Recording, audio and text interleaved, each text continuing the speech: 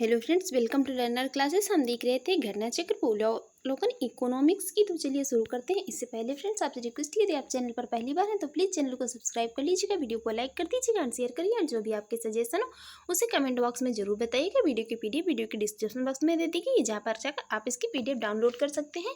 इसके पहले वीडियो में हम जो कृषि एवं उससे संबंधित क्षेत्र है उसमें हम इसके 8th क्वेश्चन तक कर चुके थे। हम 9 नंबर क्वेश्चन से इस वीडियो में देखेंगे। तो चलिए शुरू करते हैं, देखते हैं क्या है क्वेश्चन। क्वेश्चन है, राष्ट्रीय कृषि बाजार नेशनल एग्रीकल्चर मार्केट स्कीम को क्रियान्वित करने के क्या लाभ हैं। पहला स्टेटमेंट कह रहा है, यह कृषि वस्तुओं के लिए सर्वभारतीय इलेक्ट्रॉनिक व्यापार का पोर्टल है। स्टेटमेंट करेक्ट है। दूसरा स्टेटमेंट है, यह कृषकों के लिए राष्ट्रव्यापी बाजार सुलभ कराता है जिसमें उनके उत्पाद की गुणवत्ता के अनुरूप कीमत मिलती है। दूसरा स्टेटमेंट भी करेक्ट है। राइट आंसर होगा ऑप्शन सी। देखते हैं एक्सप्लेन। राष्ट्रीय कृषि बाजार योजना किसानों को उनकी उपज का बेहतर मूल्य दिलाने तथा कृषि जिन्सों के पारदर्शी व्यापार को सुनिश्चित करने हेतु बनाई गई है। इसके लिए इलेक्ट्रॉनिक पोर्टल ENAM का शुभारंभ 14 अप्रैल 2016 को प्रधानमंत्री नरेंद्र मोदी के द्वारा किया गया था। यह एक Akhil Bharatiya electronic trading portal है जो निवर्तमान कृषि उपज विपणन समितियों को एकीकृत करके कृषि जिन्सों हेतु एकीकृत राष्ट्रीय बाजार का सृजन करता है। इलेक्ट्रॉनिक व्यापार होने के कारण किसानों को उनकी उपज की गुणवत्ता के अनुरूप क्या है जो प्रतिस्पर्धी मूल्य या बेहतर मूल्य प्राप्त होते हैं। नेक्स्ट क्वेश्चन कह रहा है, निम्न में से कौन भारत में सहकारी कृषि के विचार का समर्थक नहीं था। वो कौन थे? चरण सिंह। जो चौधरी चरण सिंह थे ये भारत में सहकारी कृषि के विचार के समर्थक नहीं थे। देखते हैं नेक्स्ट, बुलक कैपिटलिस्ट या बैल पूंजी किसे कहा जाता है। उन किसानों को जिनके पास कुछ साधन तो होते हैं पर वो धनाढ्य नहीं होते हैं, उन्हें कहा जाता है बैल पूंजीपति या बुलक कैपिटलिस्ट।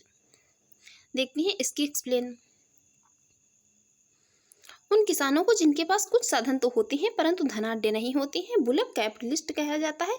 लायड तथा सुसियन रुडोल्फ ने 1987 के अनुसार बुलक कैपिटलिस्ट ऐसे स्वनियोजित तथा स्ववित्त पोषित उत्पाद होते हैं जिनके पास बैलों की जोड़ी के साथ साथ क्या है, पर्याप्त और बड़ी जोतें भी होती हैं। नेक्स्ट, निम्नांकित में से कौन सा भारत में भूमि सुधार का हिस्सा नहीं है। तो भूमि सुधार का हिस्सा जो है ये बहुफसलीय योजना यही नहीं है, बाकी यहाँ पर सभी जो है क्या, जमींदारी प्रथा का उन्मूलन, भूमि जोतों की अधिकतम सीमा का निर्धारण और काश्तकारी सुधार जो ये सभी हैं ये भूमि सुधार का हिस्सा हैं। देखती हैं नेक्स्ट, निम्नांकित में से कौन सा उपाय कृषि संरचना को कृषि विकास के लिए प्रेरक बनाने हेतु अपनाया गया है। ये मध्यस्थतों की समाप्ति, भू ऋतु सुधार और जोतों की हदबंदी ये सभी अपनाए गए हैं। भारत में पट्टेदारी सुधार के उपायों के संदर्भ में कौन सा कथन सही है। पहला कह रहा है, लगान पर विनियमन, अवधि की सुरक्षा, पट्टेदारी पर स्वामित्व की घोषणा। यहाँ पर ये तीनों स्टेटमेंट जो है तो ये भारत में पट्टेदारी सुधार के उपायों के संदर्भ में करेक्ट है। देखते हैं इसकी एक्सप्लेन। सामान्य रूप से लैंड रिफॉर्म्स तथा विशेष रूप से पट्टेदारी सुधारों का उद्देश्य सामाजिक न्याय के दृष्टिकोण से पट्टे या जोतों के स्वामित्व का पुनर्वितरण तथा भूमि के अनुकूलतम उपयोग की दृष्टि से प्रचलनात्मक जोतों को पुनर्संगठित करना है। भूमि सुधारों के तहत मध्यवर्ती का उन्मूलन और पट्टेदारी सुधार जिसके तहत क्या है, लागान का विनियमन, पट्टेदारों हेतु पट्टा अवधि की सुरक्षा तथा उन्हें पट्टेदारी का स्वामित्व प्रदान करना शामिल है। इस पूरी अवधारणा का जो है सामान्य रूप से भूमि सुधारों तथा विशेष रूप से पट्टेदारी सुधारों का उद्देश्य है सामाजिक न्याय के दृष्टिकोण से पट्टों या जोतों के स्वामित्व का पुनर्वितरण तथा भूमि के अनुकूलतम उपयोग की दृष्टि से प्रचलनात्मक जोतों को पुनर्संगठित करना, भूमि सुधारों के तहत मध्यवर्तियों का उन्मूलन और पट्टेदारी सुधार जिसके तहत लागान का विनियमन, पट्टेदारों हेतु पट्टा अवधि की सुरक्षा तथा उन्हें पट्टेदारी का स्वामित्व प्रदान करना, ये सभी सम्मिलित है। नेक्स्ट है, भारत में सीमांत कृषि भूमि जोत का आकार। सीमांत कृषि की बात हो रही है तो 1 हेक्टेयर से कम। भारत में सीमांत कृषि भूमि जोत का आकार जो है तो 1 हेक्टेयर से कम है। ये मोस्ट इंपॉर्टेंट क्वेश्चन है। देखते हैं इसकी एक्सप्लेन। कृषि संगणना 2015-16 के अनुसार भारत में जो मार्जिनल लैंड होल्डिंग का आकार 1 हेक्टेयर से कम है। अर्ध जोतों का आकार 1 से 2 हेक्टेयर है और अर्ध मध्यम जोते हैं इनका आकार 2 से 4 हेक्टेयर है। मध्यम जोतों का आकार 4 से 10 हेक्टेयर तथा बृहद जोतों का आकार जो है तो ये 10 हेक्टेयर या इससे अधिक है। भारत में सकल जोतों को 68.45% सीमांत जोतें जो है तो ये 16.62%, लघु जोतें जो है तो 9.56% और अर्ध मध्यम जोतें हैं जो ये 3.8% क्या है मध्यम जोतें तथा 1% से भी कम क्या है ये बृहद जोतें हैं। कितनी 0.57% ये बृहद जोतें हैं। ये मोस्ट इंपॉर्टेंट है, इसको याद रखिए। नेक्स्ट है, एक किसान जिसके पास 1 से 2 हेक्टेयर तक जोत है जाना जाता है, वो जाना जाता है क्या, लघु कृषक कहलाता है। उसे कहा जाता है लघु कृषक कहलाता है। बिहार में कृषि भूमि की जोतों का औसतन आकार दूसरे राज्यों की तुलना में है, यह है न्यूनतम से द्वितीय। बिहार में कृषि भूमि की जोतों का औसतन आकार जो है तो दूसरे राज्यों की तुलना में क्या है, न्यूनतम से द्वितीय है, मतलब कि सबसे कम नहीं है। देखते हैं नेक्स्ट क्वेश्चन। भारत में धीमी कृषि विकास गति के लिए निम्नलिखित में से कौन प्रभावी कारण है? तो प्रभावी कारण क्या है, ग्रामीण निर्धनता। ग्रामीण निर्धनता इसका प्रभावी कारण है। ग्रामीण निर्धनता कृषकों को कृषि में उन्नत जो है तकनीक के निवेश को प्रोत्साहित करती है। कृषिरत अधिकांश भारतीय जनता शहरों के बजाय गांवों में निवास करती है, अतः शहरी निर्धनता का कृषि विकास पर प्रभाव अल्प या नगण्य है, जबकि शहरों से गांवों की ओर पलायन सर्वथा जो है ये असत्य है। देखते हैं यहाँ पर 2 सूचियां दी हुई हैं। सूची 1 का 2 से मिलान करना है। यहाँ पर जो है ये राइट आंसर हो जाएगा ऑप्शन बी।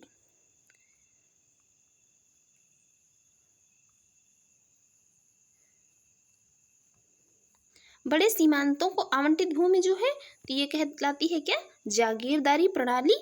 जागीरदारी प्रणाली कहलाती है। और मालगुजारी के इजारोदारों अथवा तहसीलदारों को आवंटित भूमि ये क्या कहलाती है, ये कहलाती है क्या, इसे कहा जाता है जमींदारी प्रणाली। मालगुजारी के इजारेदारों अथवा तहसीलदारों को आवंटित भूमि कहलाती है क्या, जमींदारी प्रणाली। और उप किराएदारी पर देने, गिरवी रखने, हस्तांतरण करने, उपहार देने या विक्रय करने के अधिकार सहित प्रत्येक किसान को आवंटित भूमि ये क्या कहलाती है, ये कहलाती है रैयतवाड़ी। और ग्राम्य स्तर पर जो है कोई भी ग्राम्य स्तर पर की गई भू राजस्व बंदोबस्त क्या कहलाता है, ये कहलाता है महलवाड़ी। देखते हैं नेक्स्ट। कृषि उत्पादन में काष्ठ के हलों के स्थान पर इस्पात के हलों का उपयोग कृषि में किसका उदाहरण है,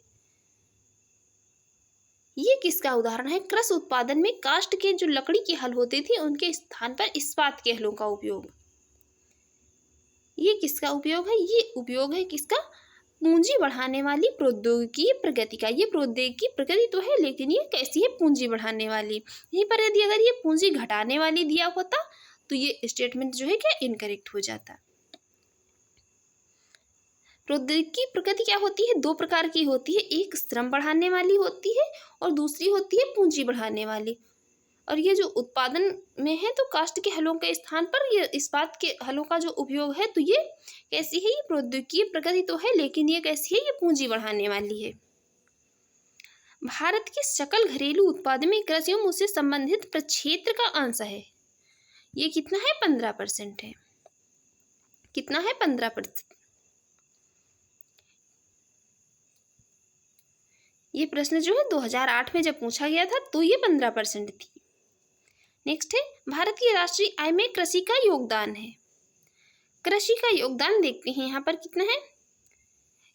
यह वित्त वर्ष की राष्ट्रीय आय में कृषि के योगदान के प्रतिशत को बताना है और ना ये अपनी योगदान प्रचलित मूल्यों पर या फिर स्थायी मूल्यों पर बताना है। वर्ष 2012-13 में क्या हुआ, चालू मूल्यों पर सकल घरेलू उत्पाद में कृषि क्षेत्र का योगदान कितना, 15.10%, जबकि स्थिर पर कितना 2011-12 कीमतों में है, कीमतों पर यह योगदान कितना रहा था, ये रहा था 11.85%। और 28 फरवरी 2023 को राष्ट्रीय आय के द्वितीय अग्रिम अनुमान 2022-23 के अनुसार, ये इंपॉर्टेंट है इसलिए हम यहाँ पर इसको डिटेल में एक्सप्लेन कर रहे हैं। 28 फरवरी 2023 को राष्ट्रीय आय के हितों के अग्रिम अनुमान 2022-23 के अनुसार 2022-23 का जो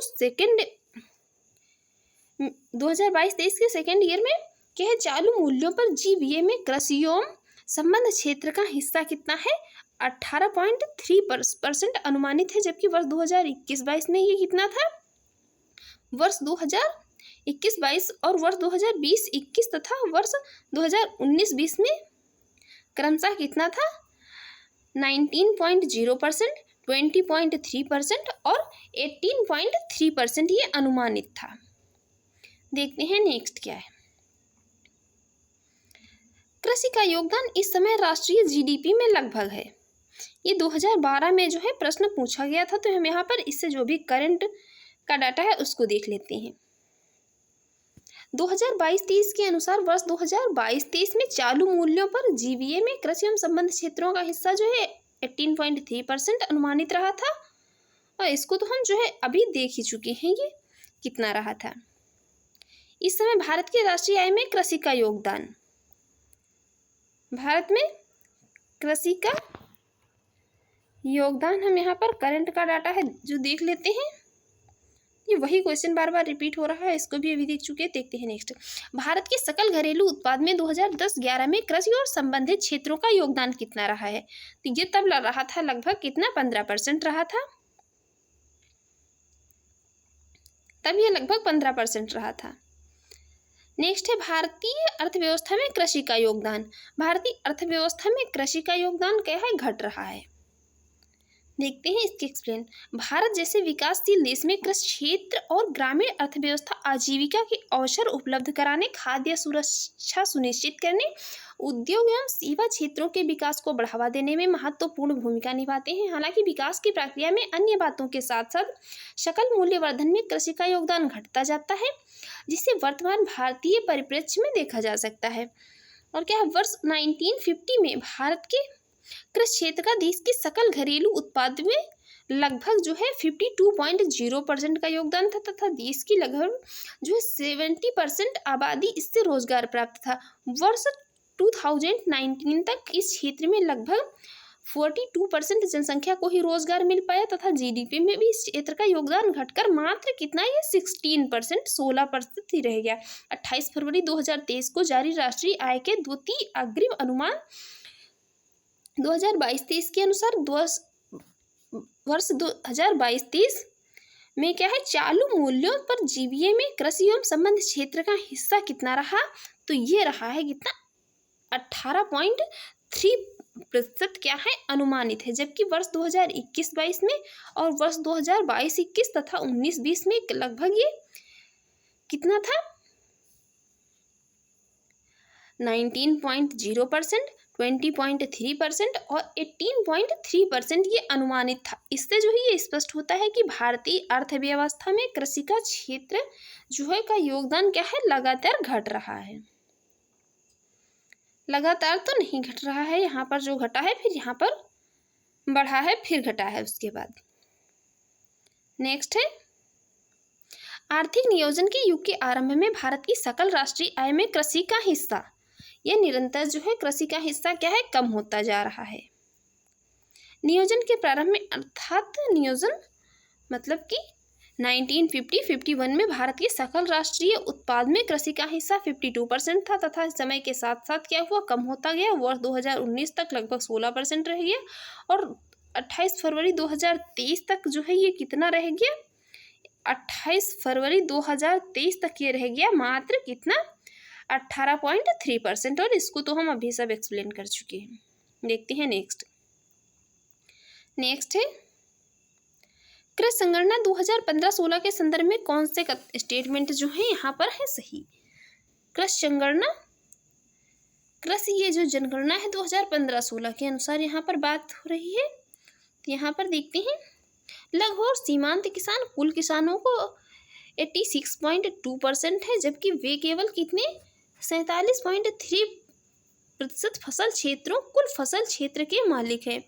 पहला स्टेटमेंट है करेक्ट। और दूसरा स्टेटमेंट कह रहा है राज्यवार कृषकों की कुल जनसंख्या के आधार पर महाराष्ट्र तीसरे स्थान पर है। जब ये क्वेश्चन पूछा गया था तब जो है ये महाराष्ट्र तीसरे स्थान पर था। राज्यवार कुल जोती गई भूमि क्षेत्रफल के आधार पर राजस्थान प्रथम स्थान पर था। ठीक है, इसलिए राइट आंसर हो जाएगा ऑप्शन ए। कृषि जनगणना 2015-16 के अनुसार देश में लघु और सीमांत जोतों के साथ एक साथ लेने पर अर्थात जो है 2.0 हेक्टेयर से कम क्षेत्रफल वाली जोतों की कुल क्रियाशील जोतों में प्रतिशत हिस्सा वर्ष जो है 2015-16 में, ये गलत यहाँ पर मिसप्रिंट हो गया है, 2015-16 में कितना था 86.08%, जबकि वर्ष 2020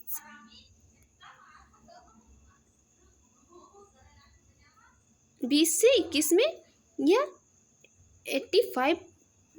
20 से 11 में जो है कितना था, तो ये 85.01% था।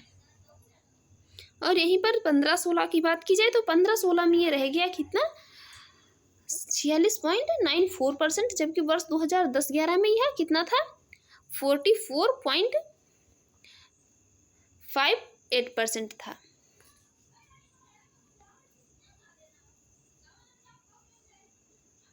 देखते हैं नेक्स्ट क्वेश्चन। नेक्स्ट है NSSO के 70वें चक्र द्वारा संचालित कृषक कुटुंबकों की स्थिति आकलन सर्वेक्षण के अनुसार निम्नलिखित कथनों पर विचार कीजिए। 3 स्टेटमेंट दिए गए हैं, यहाँ पर बताना है जो है कौन सा स्टेटमेंट यहाँ पर करेक्ट होगा। पहला स्टेटमेंट कह रहा है राजस्थान में ग्रामीण कुटुंबों में कृषि कुटुंबों का प्रतिशत क्या है, सर्वाधिक है। पहला स्टेटमेंट है करेक्ट। दूसरा स्टेटमेंट कह रहा है देश के कुल कृषि कुटुंबों में 60% से अधिक जो है OBC के हैं। ये स्टेटमेंट क्या है, ये है इनकरेक्ट। 60% जब क्या होगा, देश के कुल कृषि कुटुंबों में जब 60% OBC हो जाएंगे तो बाकी वाले क्या कहाँ जाएंगे, बाकी वाले क्या करेंगे। नेक्स्ट है केरल में 60% से अधिक कृषि कुटुंबों ने यह सूचना दी है कि उन्हें अधिकतम आय गैर कृषि स्रोतों से प्राप्त की है। राइट आंसर हो जाएगा ऑप्शन सी। देखते हैं इसके एक्सप्लेन। सांख्यिकी एवं कार्यक्रम कार्यान्वयन मंत्रालय के राष्ट्रीय नमूना सर्वेक्षण संगठन ने 17वें दौर के दौरान जनवरी-दिसंबर 2013 में कृषक परिवारों की स्थिति का मूल्यांकन सर्वेक्षण के प्रमुख संकेतकों को दिसंबर 2014 में जारी किया। इस सर्वेक्षण का उद्देश्य भारत सरकार की नीतियों और कार्यक्रमों के संदर्भ में देश के ग्रामीण क्षेत्रों में कृषक परिवारों की स्थिति की जानकारी हासिल करना था। इस सर्वेक्षण के अनुसार उत्तर प्रदेश में अनुमानित जो है 18.05 मिलियन कृषक परिवार थे। यह देश में कृषक परिवारों का कितना 20% था। राजस्थान के ग्रामीण परिवारों में सबसे अधिक थे, ये 78.4% कृषक परिवार थे। उसके बाद ये क्रमशः जो है उत्तर प्रदेश में 74.8% तथा मध्य प्रदेश में 70.8% दर्ज है। केरल में ग्रामीण परिवारों में कृषक परिवारों का सबसे कम परसेंट है, ये 27.3% है। देश में कुल अनुमानित कृषक परिवार जो है, देश में कुल अनुमानित कृषक परिवारों में लगभग कितने हैं 45.4% अन्य पिछड़े वर्गों के थे। लगभग जो है 16.3% कितने थे कृषक परिवार अनुसूचित जाति के थे, तथा लगभग जो है ये 13.3% अनुसूचित जनजाति के थे। इसके बाद जो है कृषक परिवारों की आय का मुख्य स्रोत इस बात से निर्धारित होता है कि परिवार के पास कितनी जमीन है। केरल को छोड़कर सभी प्रमुख राज्यों में कृषक परिवारों ने अपनी आय का मुख्य स्रोत खेतीबाड़ी गतिविधि, जुताई पशुधन तथा अन्य कृषि गतिविधियों में बताया। केरल में लगभग जो है 61% कृषक परिवारों ने कृषि को छोड़कर दूसरे स्रोतों से अपने अधिकतम आय की जानकारी दी है। देश में लगभग जो है 52% क्या है कृषक परिवार ऋणग्रस्त हैं। तो ये कुछ ज़्यादा ही नहीं है क्या। नेक्स्ट है राष्ट्रीय प्रत्यक्ष सर्वेक्षण कार्यालय के 2014 के अनुमानानुसार ग्रामीण परिवारों में कृषि में विनियोजित ग्रामीण परिवारों का परसेंट कितना है। तो ये परसेंट जो है ये था कितना 57.8%। ये यहाँ पर अगर देखते हैं करंट का दिया हुआ है तो करंट का देख लेते हैं, क्योंकि इकोनॉमिक्स में जो है क्वेश्चन जो भी ज़्यादातर बनते हैं तो करंट से ही ज़्यादा बनते हैं। यहाँ पर शायद ये जो है करंट का डाटा नहीं यहाँ पर दिया गया है, चलिए छोड़िए कोई बात नहीं। निम्न में से किस प्रांत में सोयाबीन खेती के अंतर्गत क्षेत्र सर्वाधिक है? सोयाबीन की खेती, तो ये कहाँ है? मध्य प्रदेश में। सोयाबीन खेती के अंतर्गत क्षेत्र सर्वाधिक कहाँ है? ये मध्य प्रदेश में है। ये प्रश्न के काल के समय में था, इन वर्तमान में जो है कहाँ है? ये वर्तमान में 2022 के आंकड़ों के अनुसार जो है 2022 के आंकड़ों के अनुसार क्षेत्रफल के संदर्भ में शीर्ष 3 राज्यों का क्रम इस प्रकार है। जो सबसे पहले नंबर पर मध्य प्रदेश है जो कितना 50.645 लाख हेक्टेयर है। महाराष्ट्र जो है उसके बाद आता है महाराष्ट्र है 43.446 लाख हेक्टेयर तथा राजस्थान है 10.344 लाख हेक्टेयर। इसी अवधि के संदर्भ में उत्पादकता के आधार पर शीर्ष 3 राज्य निम्न क्रम में है। गुजरात में उत्पादन होता है 1087 किलोग्राम हेक्टेयर प्रति हेक्टेयर की दर से। महाराष्ट्र में होता है 1080 किलोग्राम प्रति हेक्टेयर तथा मध्य प्रदेश में क्षेत्र तो अधिक है लेकिन यहाँ पर जो है उत्पादन कम होता है। कितना होता है? 1051 किलोग्राम हेक्टेयर प्रति हेक्टेयर की दर से। इस अवधि में अनुमानित उत्पादन के संदर्भ में 3 जो है राज्य क्रमशः हैं कौन से? मध्य प्रदेश 5.32 मिलियन टन और महाराष्ट्र जो है तो महाराष्ट्र में 4.69 मिलियन टन तथा राजस्थान में 0.99 मिलियन टन। आर्थिक सर्वेक्षण 2022-23 के अनुसार वर्ष 2021-22 में सोयाबीन उत्पादक शीर्ष 3 राज्य हैं। महाराष्ट्र 5.47 मिलियन टन तथा मध्य प्रदेश में जो 5.39 मिलियन टन तथा राजस्थान में 0.93 मिलियन टन। इसकी जो है ये आर्थिक सर्वेक्षण की जो अभी ये करंट की न्यू बुक आ जाएगी तो इसका जो है एनालिसिस करा दिया जाएगा। अभी निम्नलिखित देशों में से किसमें कपास की प्रति हेक्टेयर उत्पादन 2014 में विश्व में सर्वाधिक था? तो ये कहाँ था? ऑस्ट्रेलिया में। क्योंकि करंट की जो होगी वो इतनी इम्पोर्टेंट होगी, इतनी ये इम्पोर्टेंट नहीं है जितनी कि करंट की इम्पोर्टेंट होगी। मार्च 2023 में यूएसडीए द्वारा जारी आंकड़ों के अनुसार वर्ष 2021-22 में एवं 2022-23 में ऑस्ट्रेलिया में कपास का प्रति हेक्टेयर उत्पादन क्रमशः कितना रहा है? ये 2087 किलोग्राम हेक्टेयर तथा 1774 किलोग्राम हेक्टेयर रहा है। ये देखते हैं नेक्स्ट, भारत के किस राज्य में कपास का उत्पादन औसत उत्पादन सर्वाधिक है? तो देखते हैं कि औसत उत्पादन कहाँ सर्वाधिक है। 2020-21 के अनुसार जो है क्या है? विकल्प में उत्तर सही है ई। इसका करंट का डाटा देखते हैं। 2021-22 के संदर्भ में कपास का औसत उत्पादक जो है सर्वाधिक रहा है कहाँ? पंजाब में 765 किलोग्राम प्रति हेक्टेयर में तथा उसके बाद राजस्थान में 624 किलोग्राम हेक्टेयर प्रति हेक्टेयर दूसरे स्थान पर है। गुजरात में 610 किलोग्राम हेक्टेयर जो है रहा है तीसरे में। आंध्र प्रदेश जो है 546 किलोग्राम हेक्टेयर चौथे स्थान पर रहा है। नेक्स्ट है, भारत में काली मिट्टी उत्पादन के लिए बहुत उपयुक्त होती है। किसके लिए? कपास की खेती के लिए। कपास की खेती के लिए भारत में काली मिट्टी जो है सर्वाधिक उपयुक्त रहती है। कपास की फसल के लिए सर्वोत्तम जो है मिट्टी काली मिट्टी जो है और जो भारत में गुजरात, महाराष्ट्र, पंजाब तथा आंध्र प्रदेश में सर्वाधिक पाई जाती है। ये उत्तर प्रदेश में जो है नहीं पाई जाती है। चतुर्थ अग्रिम अनुमान के अनुसार वर्ष 2020-21 में भारत में गेहूं का कुल उत्पादन कितना है? गेहूं का कुल उत्पादन रहा था 109.5 मिलियन टन 2020-21 में। 22-23 में देखते हैं कितना रहा था।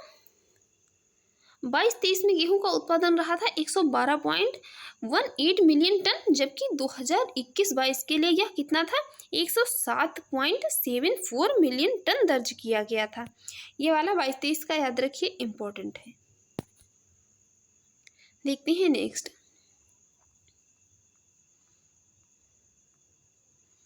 नेक्स्ट है, देश में गेहूं उत्पादन की दृष्टि से निम्न राज्यों का अवरोही क्रम। निम्न राज्यों का अवरोही क्रम गेहूं उत्पादन की दृष्टि से तो सबसे पहले हरियाणा आ जाएगा, उसके बाद मध्य प्रदेश, फिर राजस्थान और फिर आ जाएगा बिहार। ये 2012 के अनुसार है। 2022-23 में देख लेते हैं।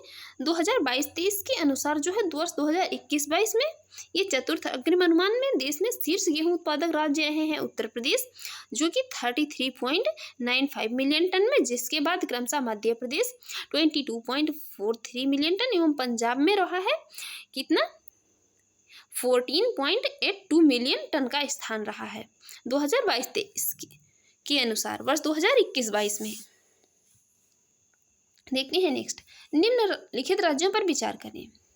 भारत में चावल उत्पादक राज्यों में क्या है, इनको अवरोही क्रम में चुनना है। इन 4 राज्यों को इनका अवरोही क्रम यहाँ पर पूछा जा रहा है।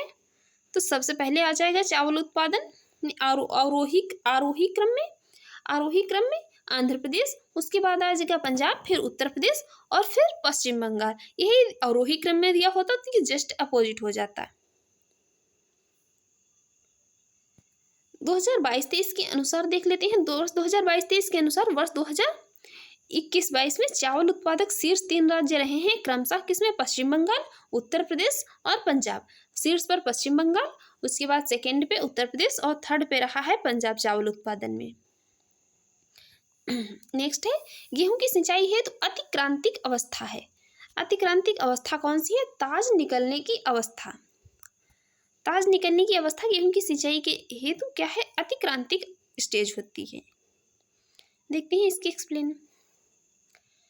एक्सप्लेन में क्या यही है, यदि किसान को एक सिंचाई की सुविधा उपलब्ध हो तो उसे, यदि किसान को जो है एक ही सिंचाई करना है तो वह इसी अवस्था में सिंचाई करने की सलाह दी जाती है कि जबकि गेहूं में ताज निकल रहे हों।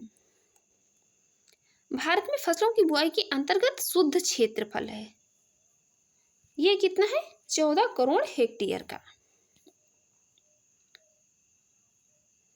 देख लेते हैं यहाँ पर, इसमें ये करंट डाटा कृषि मंत्रालय की वार्षिक रिपोर्ट 2022-23 के अनुसार वर्ष 2018-19 के संदर्भ में देश का कुल भौगोलिक क्षेत्र जो है 328.7 मिलियन हेक्टेयर है, जिसमें कुल शुद्ध बोया गया क्षेत्र कितना है 139.35 मिलियन हेक्टेयर तथा कुल फसल क्षेत्रफल 197.3 मिलियन हेक्टेयर है, जबकि फसल सघनता जो है 141.6% और शुद्ध बोया गया क्षेत्रफल जो है ये भौगोलिक क्षेत्रफल का कितना है, ये भौगोलिक क्षेत्रफल का 42.4% है और शुद्ध सिंचित क्षेत्र जो है 71.6 मिलियन हेक्टेयर है। नेक्स्ट है, भारत की औसत फसल गहनता लगभग, भारत की औसत फसल गहनता लगभग कितनी है, तो ये 135% है लगभग। और वहीं पर बात अगर की जाए, ये 2012 का यहाँ पर दिया है और कृषि मंत्रालय की वार्षिक रिपोर्ट 2022-23 के अनुसार वर्ष 2018-19 के संदर्भ में फसल गहनता कितनी है, ये 141.6% है, याद रखिए। नेक्स्ट है, निम्न में से किस वर्ष खाद्यान्न उत्पादन में वृद्धि दर ऋणात्मक रही थी। खाद्यान्न उत्पादन में वृद्धि दर ऋणात्मक किस वर्ष रही थी, तो ये कब रही थी,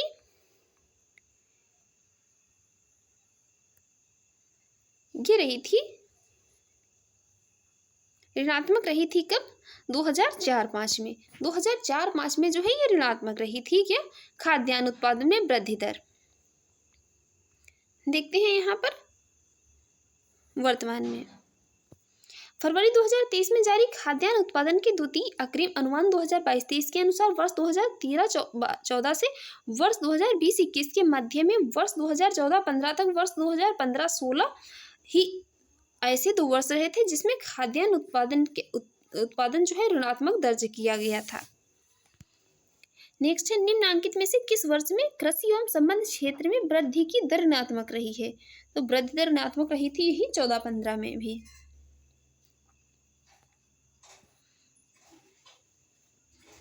28 फरवरी 2023 को जारी राष्ट्रीय आय के द्वितीय अग्रिम अनुमान 2022-23 के अनुसार कृषि एवं संबंध क्षेत्र की वृद्धि दर निम्न है। वर्ष 2022-23 में 3.3%, 2021-22 में 3.5%, 2020-21 में 4.1%, 2019-20 में 6.2% और 2018-19 में रही थी 2.3%। तो इतने ही आगे का तो शायद नहीं ही पूछा जाएगा, बाकी ये वाला याद रखिए 2022-23 और 20-21 वाला। नेक्स्ट है, किस वर्ष कृषि और संबद्ध क्षेत्रों की वार्षिक औसत वृद्धि दर स्थिर मूल्यों पर नकारात्मक हो गई थी? ये नकारात्मक हो गई थी कब? 2002-03 में। नेक्स्ट है 1997 और 98 में भारतीय कृषि उत्पादन ने ऋणात्मक वृद्धि दर्शाई। ये कितनी दर्शाई थी? 1% की ऋणात्मक वृद्धि दर्शाई थी, 1% की।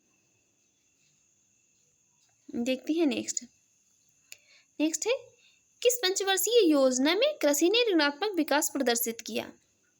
ये किया था तीसरी पंचवर्षीय योजना में। तीसरी पंचवर्षीय योजना में कृषि ने ऋणात्मक विकास जो है प्रदर्शित किया था। देखते हैं नेक्स्ट, इसकी एक्सप्लेन देख लेते हैं। एक्सप्लेन, तीसरी पंचवर्षीय योजना में कृषि ने ऋणात्मक वृद्धि दर प्रदर्शित किया था और वर्ष 1961-65 के दौरान कृषि उत्पादन की वृद्धि दर में 1.0% जो है दर्ज की गई थी ग्रोथ रेट। देखते हैं नेक्स्ट क्वेश्चन है, भारत में खाद्यान्न उत्पादन में लगभग, कथन ये कह रहा है भारत में खाद्यान्न उत्पादन में लगभग आत्मनिर्भरता प्राप्त हो गई है। ये बात तो सही है। इसका कारण है अब भारत थोक मात्रा में खाद्यान्न का आयात नहीं करता है। राइट आंसर हो जाएगा यहाँ पर ऑप्शन ए तथा आर दोनों से ही। आर इसकी सही व्याख्या करता है, क्योंकि भारत थोक मात्रा में खाद्यान्न का आयात नहीं करता है।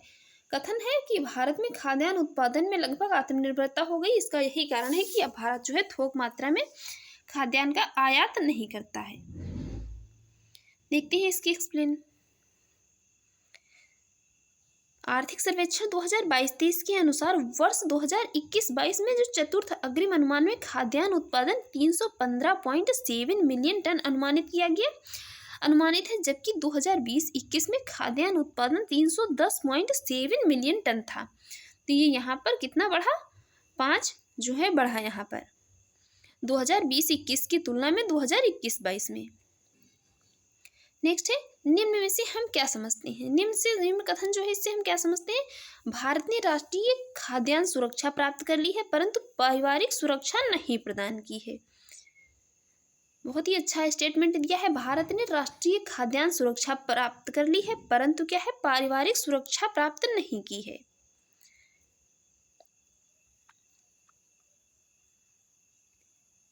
क्योंकि जो है खाद्यान्न क्या है? खाद्यान्न स्टॉक पर्याप्त है, परंतु सभी परिवारों को उसे प्राप्त करने में सामर्थ्य नहीं है। ये इसका कारण है। वर्ष 1960 के दशक में हरित क्रांति के परिणाम स्वरूप भारत में खाद्यान्न उत्पादन में आशातीत वृद्धि दर्ज हुई। इसी के साथ भारत की जनसंख्या में भी जो है विश्व वृद्धि हुई। पुनः 1990 के दशक में प्रारंभ पूंजीवादी नीति के अनुपालन के कारण संक्रमणशील भारतीय अर्थव्यवस्था में विश्व में जो है आर्थिक वृद्धि का लाभ समाज के निम्न वर्गों को प्राप्त नहीं हुआ।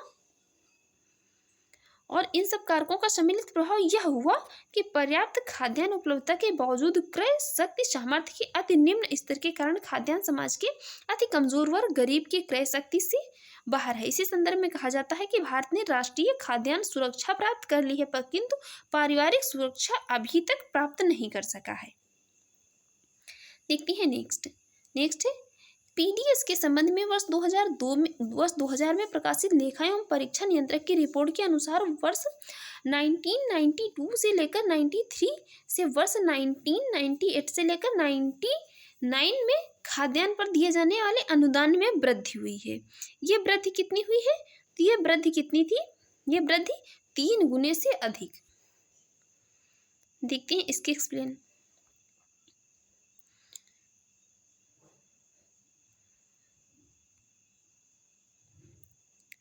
बजट यहाँ पर बजट 2023-24 में कुल सब्सिडी जो थी कितनी थी?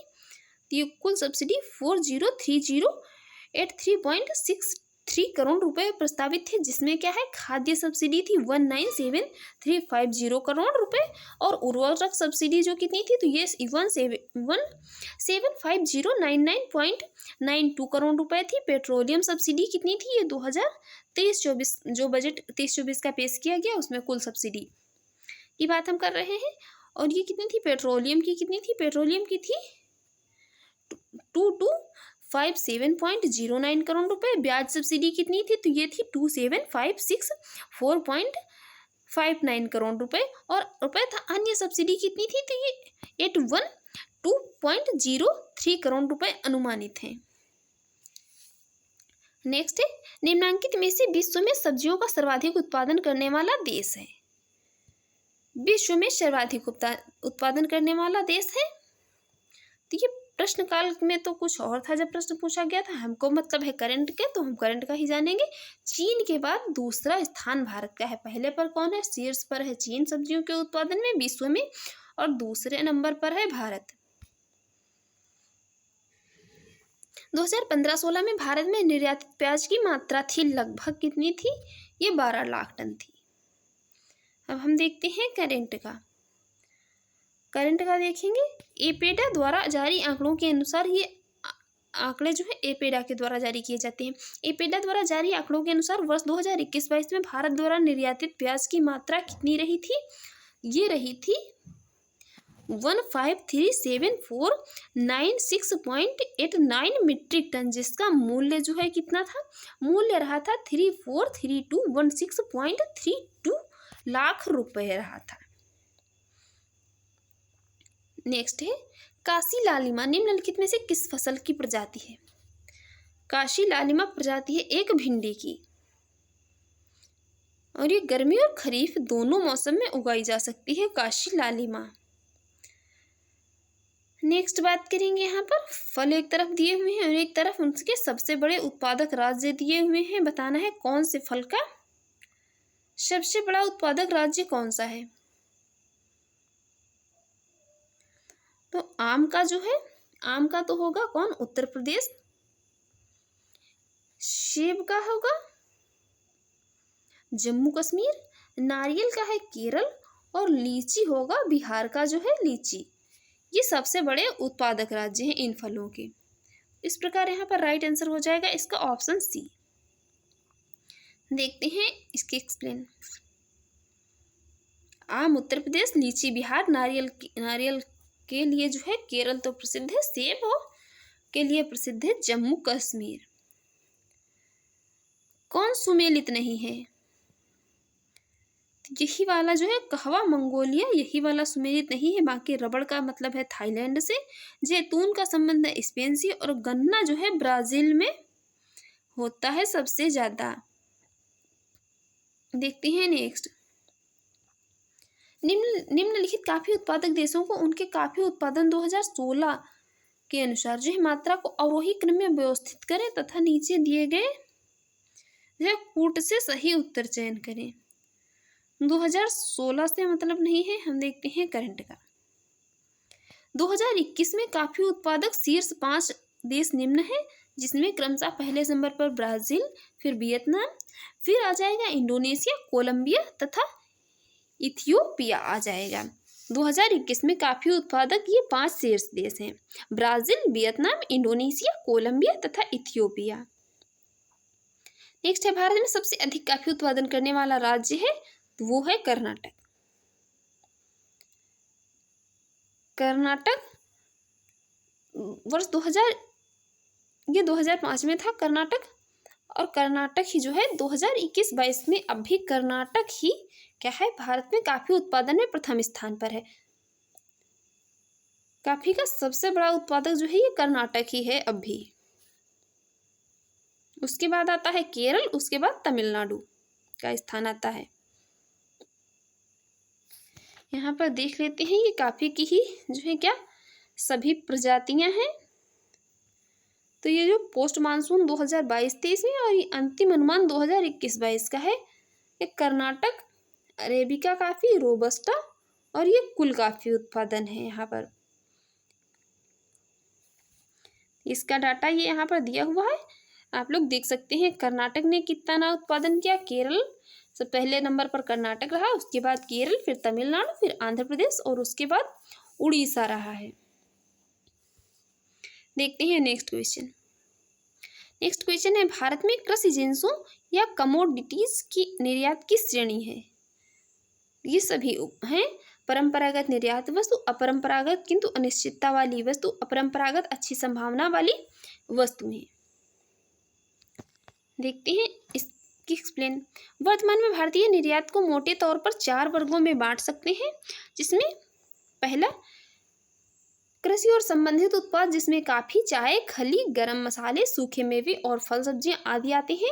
दूसरे में अयस्कों और खनिजों में मैग्नीज, अयस्क, अभ्रक, कच्चा लोहा आदि आते हैं। तीसरे में इंजीनियरिंग वस्तुएं, निर्मित वस्तुओं में सूती वस्त्र, सिलाए वस्त्र, पटसन की वस्तुएं और चमड़े के सामान आते हैं। चौथे में आते हैं खनिज, ईंधन और लुब्रिकेंट्स।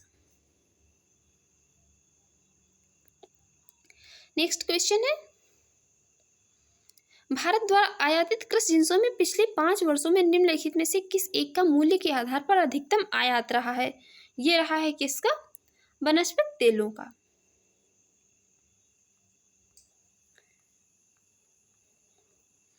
यहाँ पर ये सारणी दी हुई है।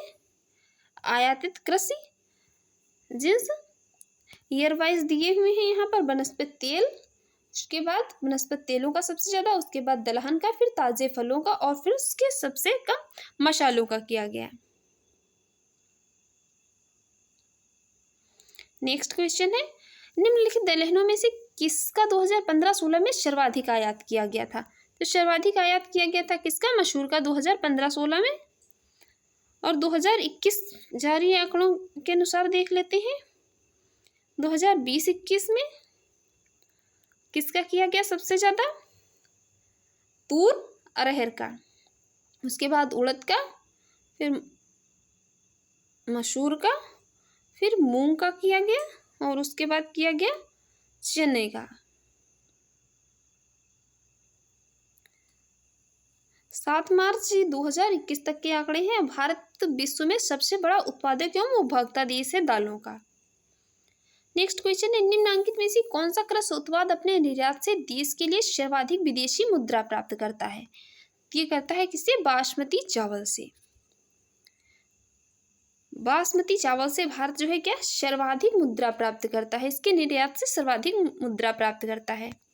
यहाँ पर हमने 59 क्वेश्चन देखे इकोनॉमिक्स के। तो फ्रेंड्स आपको ये हमारी वीडियो अच्छी लगी और आपके एग्जाम के लिए यूजफुल रही हो तो आप हमारे यूट्यूब चैनल पर पहली बार है तो चैनल को सब्सक्राइब कर लें, वीडियो को लाइक कर दें एंड ज़्यादा से ज़्यादा शेयर करें। एंड जो भी आपके सजेशन हो उसे कमेंट बॉक्स में जरूर बताइएगा। वीडियो की पीडीएफ वीडियो के डिस्क्रिप्शन बॉक्स में लिंक कर दी गई है, वहाँ पर जाकर आप इसकी पीडीएफ डाउनलोड कर सकते हैं। Thanks for watching.